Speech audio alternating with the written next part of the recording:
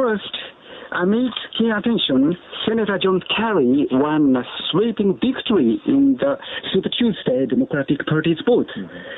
Professor Kubo, how do you view the result of Super Tuesday?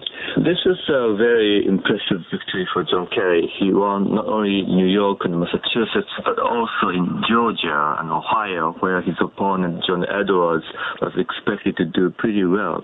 In total, he won 28 primaries and caucuses out of 30 since Iowa, which is very remarkable records.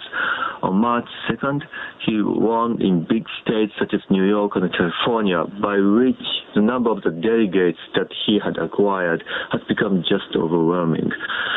I'm under the impression that the support for Kerry was stronger and more universal and widespread than had been expected.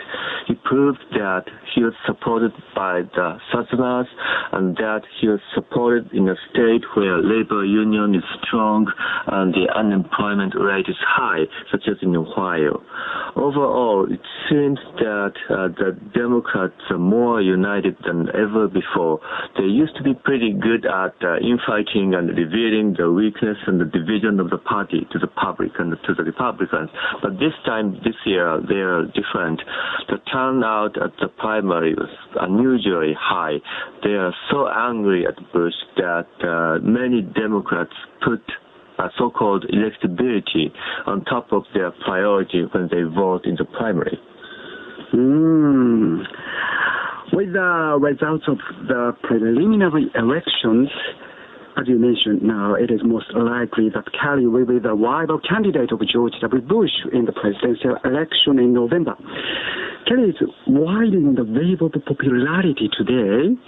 According to some public opinion polls, Kerry would have a good possibility to defeat Bush if a presidential election was held today.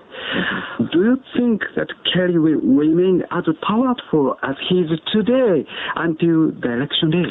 Well, basically no. Well, I guess that Kerry could be at the peak of his popularity right now. He has made a kind of miracle. He has realized that come from the behind victory in Iowa and after.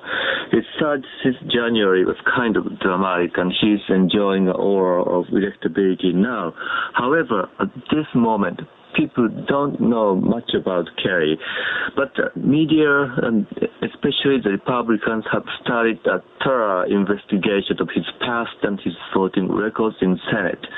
As people know a lot more about who Mr. Kerry is, probably his favorable image will decline, at least to some extent.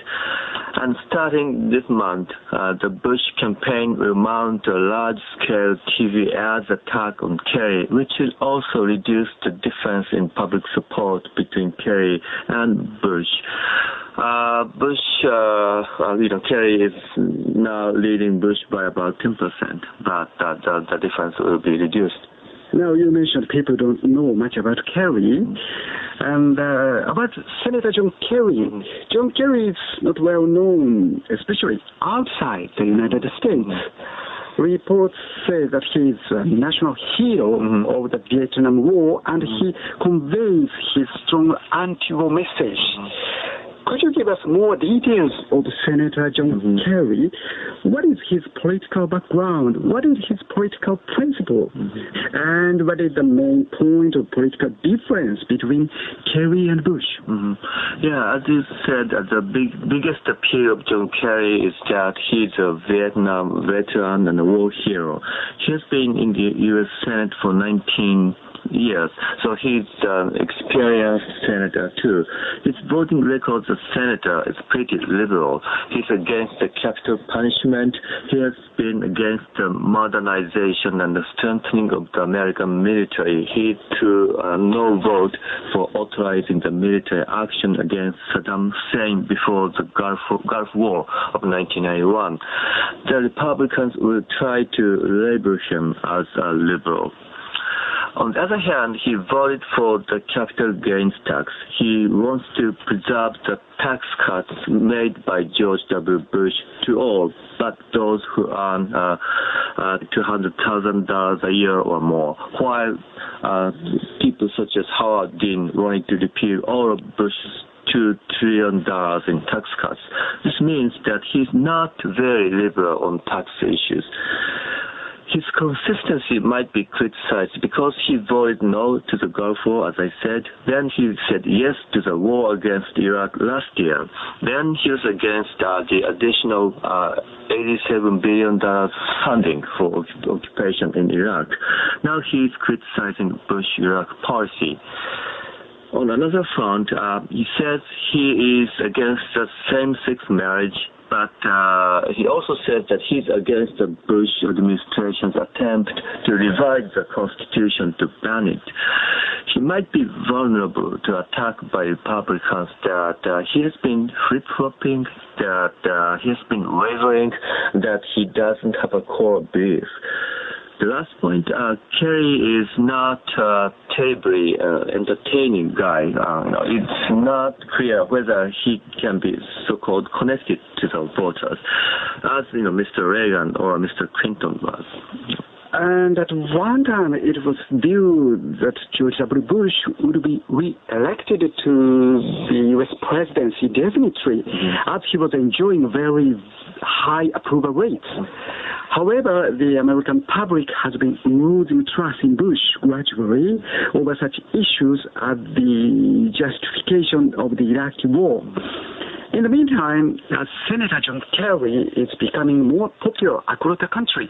What is Bush's strategy for rallying to defeat the Democratic candidate in the presidential election in November? First of all, Mr. Bush's greatest advantage right now is his huge war chest. I mean the campaign fund that he amassed. Kerry used a lot of money to beat other candidates in his party, and he had to win the primaries. But Bush did not have an opponent in his party, and he did not have to use his money until now. Finally, now he's starting spending. If he showers the American electorate with a bunch of TV ads telling his accomplishments and attacking John Kerry, that will affect the public opinion. Second, and relatedly, he will stress his achievements that include the economic recovery, Medicare reform, and the war against terrorism. He recently also unveiled a temporary guest worker program targeted for the Hispanic group, which is a very crucial vote for winning the election.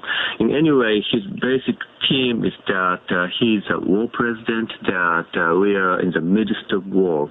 And certainly, we cannot deny that this election is different from the last three elections since 1992, in the sense that the national security issues are back again in American politics. Finishing Super Tuesday, the election campaign will enter the middle stage soon. When is the next major turning point in the campaigns? And what is the issue that is most likely to decide the result of November's presidential election? Yeah, for the time being, it is important who Kerry will select for his running mate for vice presidential candidate.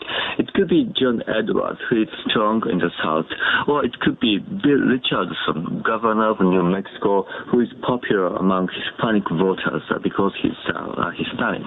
Or it could be Dick Deppert, who is strong in crucial battleground states such as Missouri, Pennsylvania, Ohio. Of course, there are many other candidates, including Senator Bai from Indiana, which is also which could be an interesting choice. In terms of the issue, I think the economic issue is the most important. In every kind of poll, voters have responded that the most important issue facing this country is economy. Economy is getting better in terms of the growth rate, but there are serious issues such as budget deficit and the trade deficit. Above all, the loss of employment is a very salient political issue this year. So job creation will be a very important issue. And the candidate who can define that the issue will be supported more. Then we have to look at the situation in Iraq. If there will be more than 30 or 40 people killed there every month on average until November, this would be a very serious situation for Mr. Bush. On the contrary, if there be a much reduced number of casualties for U.S. soldiers in the coming month in Iraq and a more stable situation in Iraq, more and more people will be convinced that this war was the right one after all. So the election outcome will in part depend on the Iraqi situation. And finally, as always, the religious and cultural issues will play an important role in American politics.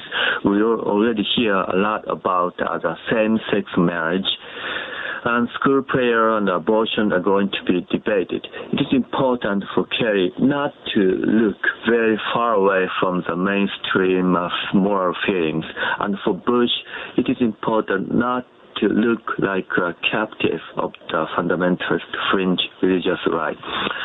The outcome will be very close. The campaign will focus on about just a dozen states. This will be a very heated, very excited, and very competitive election. Very excited, very competitive election. And very important one. Yeah, Professor Kubo, thank you very much. Thank you very much for having me.